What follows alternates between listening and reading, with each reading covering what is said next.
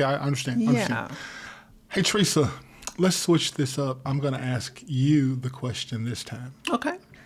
In 1985, when we got married, we didn't have words like emotional intelligence or mental health. I'm not even sure I got those words now, and therapy wasn't real widely discussed. That's still kind of taboo. But let me get to the question. Can you guess how this shift has affected relationships? So now we use words like emotional intelligence. You're a therapist.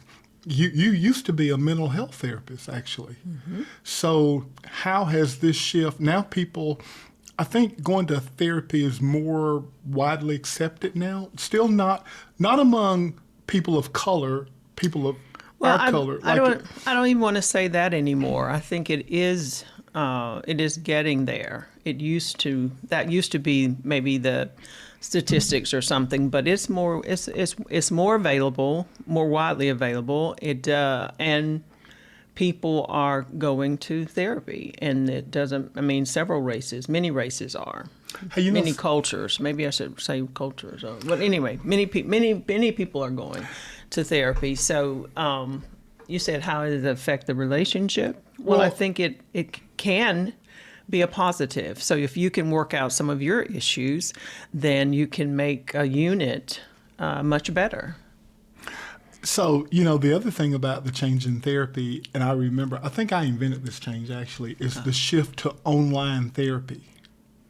No, I don't think you did that. Well, I invented it for us. Okay, maybe, yeah, for us. So you had actual physical offices, and at the time we were moving a lot. Yes. And every time we would move from Mississippi to Illinois, from Illinois to Indiana, every time we would move, you would have to literally shut your office down and start again afresh in a new city. Yeah. And so I said, this is when I invented online therapy. I said, why don't you take your practice online? That way, every time we move, you don't have to start all over. You know what you said? Let's do it. No, you said that was stupid. No, I don't remember saying that. You said it was a horrible idea. No, I don't think I remember saying that. You said it was a horrible idea, and then you went on and on about how you might. You know what? This is the point of the. I did say that the face-to-face, person-to-person, closeness is important, but I thought that the online was actually okay because it gave people opportunity who were working, busy, whatever, to be able to sit in their own home. This is what I said. And do therapy. These were all the things I said. Oh, you know what? It's not important who invented online therapy, me or you. Okay. That's not what we're talking about. The point is that people are more likely to go to therapy now, and it's more accessible now. Mm-hmm. Okay, so let's move on to the next. Do we have another question? Question number 5. Oh, wow. In 1985, do you think we could have lived together before getting married? I already know the answer to that question, but you go. Well, no, that wasn't a thing. Sure, we could have. We're grown. We were grown, but we just knew that wasn't going to work. We knew that it wasn't acceptable in the family at that time, in our culture. That's not why we didn't live together, Teresa. I knew that God would not be pleased with us living together. I wasn't concerned about your family and our friends.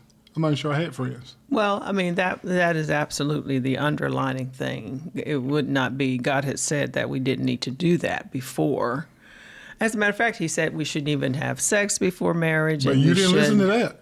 Well, I made a mistake. That's a whole nother story. Thank God for his grace. That's a whole nother. I tried to get you. Okay, you get enough subject. Am I getting off subject? Yeah. Okay. All right. So what's the question? Oh, in 1985, why are we even asking this question? Did people live together? I think the point we're making is it's more acceptable now than it was then. Absolutely. People are living together more so, and they are living as married couples, but yet not married. And it does cause some problems. Okay. So here's another question for you. Okay. Answer is going to be B. Today, what % of couples actually live together? I'm going to use the technical term, cohabitate. Okay. Before getting married. What percentage today actually? Oh my goodness! I really hate this percentage because it's very high. What's the answer? 70.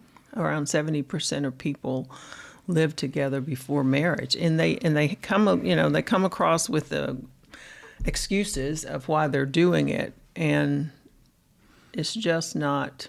It's not okay. The whole idea behind practice before you play, that might work in sports. Mm-hmm. But in real life, the whole idea that you would live together before you actually get married, their statistics actually show that works the opposite way. Does that make sense? It does. Let me ask you this. From a therapist perspective, let's look at some key clinical findings. Okay. Oh, look, a study in the Journal of Marriage and Family. So do you know these studies